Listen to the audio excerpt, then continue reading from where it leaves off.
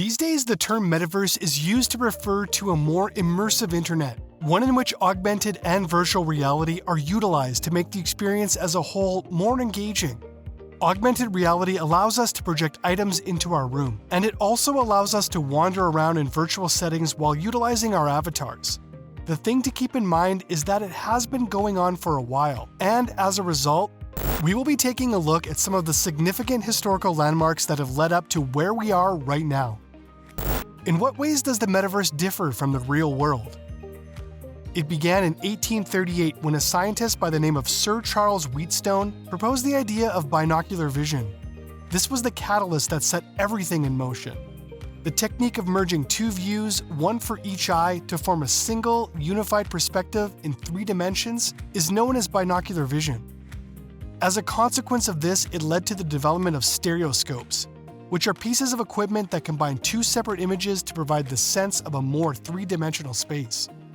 After that, in 1935, a novel titled Pygmalion Spectacles was published by an American science fiction writer by the name of Stanley Graham Weinbaum. A pair of goggles serve as the primary tool that the main character of this book uses to navigate the fictional universe. These series of events gave birth to an idea that was developed further by Morton Heilig in 1956, when he built the first virtual reality machine, the Sensorama. This device blended a 3D video with sounds, scents, and vibrating seats to provide a sensory experience that was as realistic as possible for the viewer. In the course of the story, Heilig was eventually successful in his quest to patent the first head-mounted display in the year 1960. This display included both stereo sound and stereoscopic images to create the illusion of 3 dimensions. Yet, the first use of augmented reality in a military environment took place in the 1960s and 1970s, and it was in the form of headphones for pilots that the Army used. This was the first use of augmented reality in a military setting.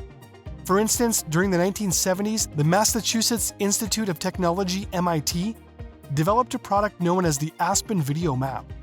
This product is a computer-generated tour of the streets of Aspen, Colorado. This was the first time that we were able to transport visitors to another area using VR, virtual reality. Neal Stephenson introduced the concept of a metaverse for the very first time in his novel Snow Crash, which was published in the year 1982. According to what was said in that book, a metaverse is a place where individuals travel to escape the harsh and dictatorial realities of the world in which they currently reside. In the interim, virtual reality arcade games like the Sega VR1 motion simulators gained popularity in the early 1990s. These games were played in arcades. These video games were available in several different arcades. The first live National Football League game with a yellow boat builder was televised by Sportsvision in 1998. This was the event that led to the concept of superimposing images onto our television screens, an idea that quickly spread to other sports broadcasts. In the year 2010, Palmer Luckey, who was only 18 years old at the time, came up with the prototype for the Oculus Rift virtual reality headset. The processing power of a computer was utilized in the development of the prototype, which had a field of vision that was 90 degrees wide. Because of this, the market for headsets was significantly transformed and renewed interest was shown in virtual reality. The publication of the novel Ready Player One in 2011 was then converted into a film that was directed by Steven Spielberg. The movie once again introduced us to the concept of the metaverse as a realm that completely immerses and offers those who join it an escape from the actual world. Following that, in 2014, Facebook acquired Oculus VR for around $2 billion in cash and stock. After making the statement in 2014 that they would be building their very own virtual reality headsets, Sony and Samsung were followed by Google, which presented its first cardboard device. A virtual reality viewer made of cardboard and sold for a very low price is the product in question. After you have placed your phone inside of it, it will present you with a virtual reality experience. Also, the corporation has recently launched its augmented reality eyewear known as Google Glass.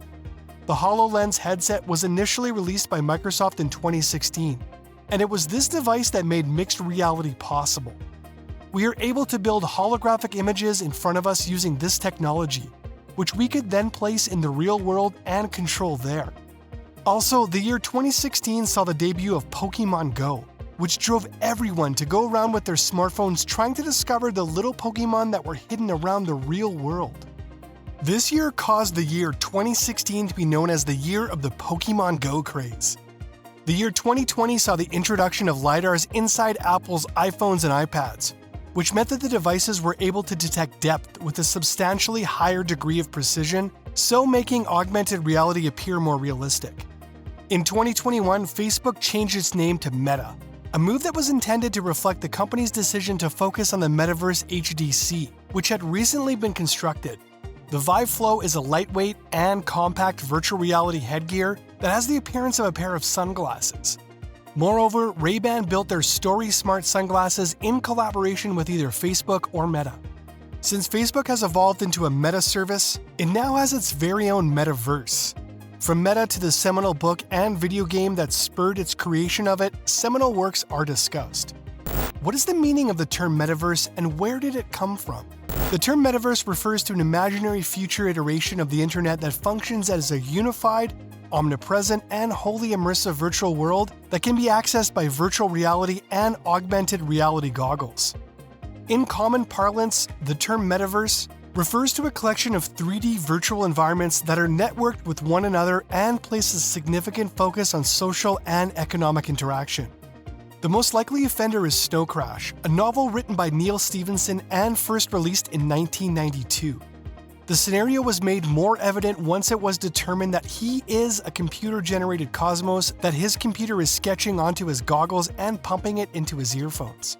Snow Crash is largely responsible for popularizing the word metaverse, but the idea that underpins the phrase has evolved into something of a cyberpunk standard.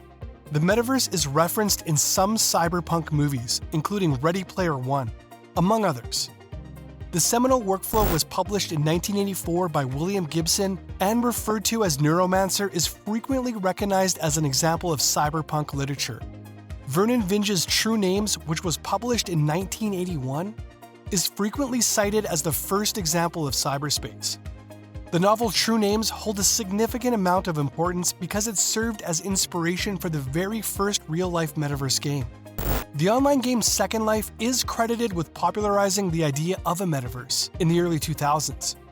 However, Habitat, developed by Lucas Software, was already making the notion of reality decades before Second Life did. Since its introduction 37 years ago, a great number of games have imitated Habitat's success, although the original was the first of its sort.